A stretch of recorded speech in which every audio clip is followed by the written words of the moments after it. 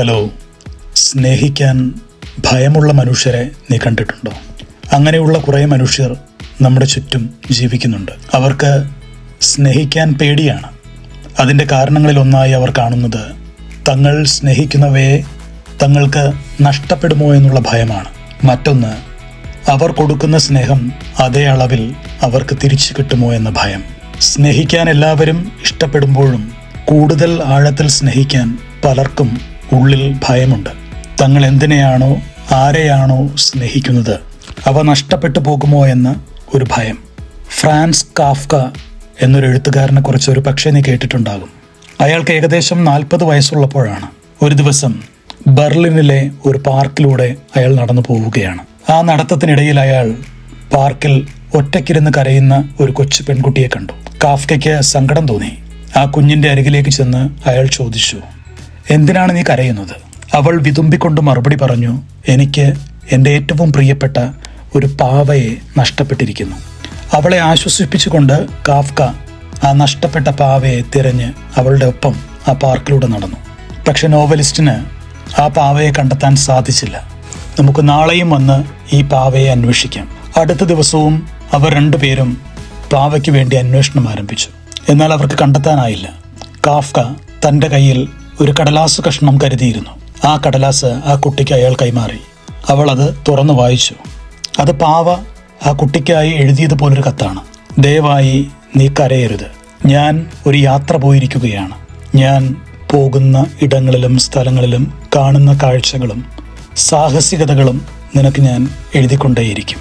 അങ്ങനെ ദിവസങ്ങൾ കടന്നുപോയി. യാത്ര ചെയ്യുന്ന പാവയിൽ നിന്ന് പുതിയ കത്തുകൾ കാഫ്ക പെൺകുട്ടിക്ക് ഓരോ തവണയും കണ്ടുമുട്ടുമ്പോൾ കൈമാറി.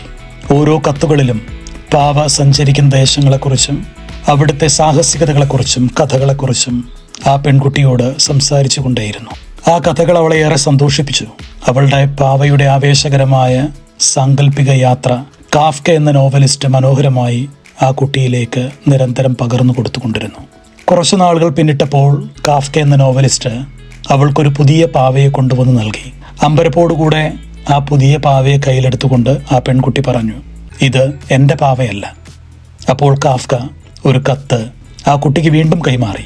അവൾ തുറന്നു വായിച്ചപ്പോൾ ഇപ്രകാരം അതിലെഴുതിയിരുന്നു, എൻ്റെ യാത്രകൾ എന്നെ ഏറെ മാറ്റിയിരിക്കുന്നു. ഞാൻ പുതിയ ഒരു വ്യക്തിയായിരിക്കുന്നു. നിഷ്കളങ്കമായ മനസ്സോടുകൂടി ആ പെൺകുട്ടി ആ പുതിയ പാവയെ സ്വീകരിച്ചു. അവൾക്ക് സന്തോഷമായി. ഏതാണ്ട് 1 വർഷങ്ങൾ പിന്നിട്ടപ്പോൾ കാഫ്ക എന്ന നോവലിസ്റ്റ് അന്തരിച്ചു. കുഞ്ഞു കുട്ടിയായിരുന്ന അവൾ വളർന്നു ഒരു മുതിർന്ന സ്ത്രീയായി.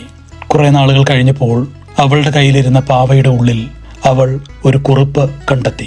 കാഫ്കയുടെ കൈയക്ഷരത്തിൽ അതിൽ ഇങ്ങനെ എഴുതിയിരിക്കുന്നു, everything you love will be probably lost, but in the end love will return in another വേ.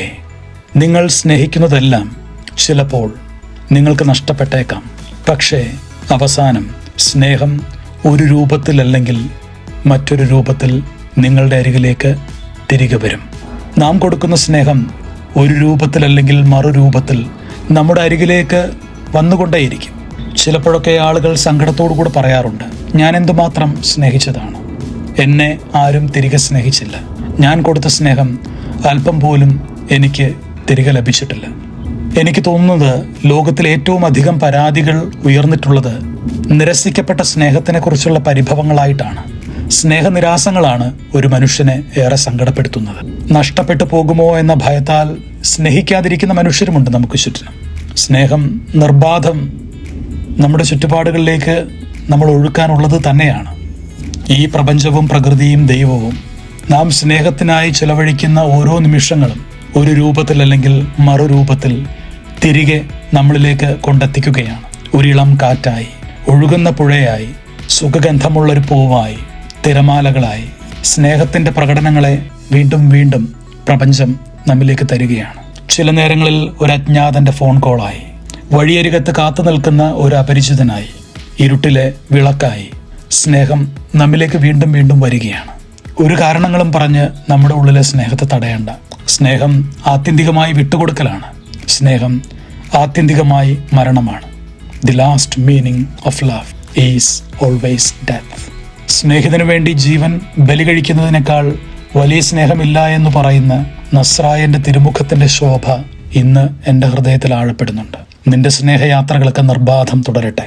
കൂടെയുണ്ട്, കൂട്ടിനുണ്ട്, പിന്നെ എൻ്റെ പ്രാർത്ഥനയും.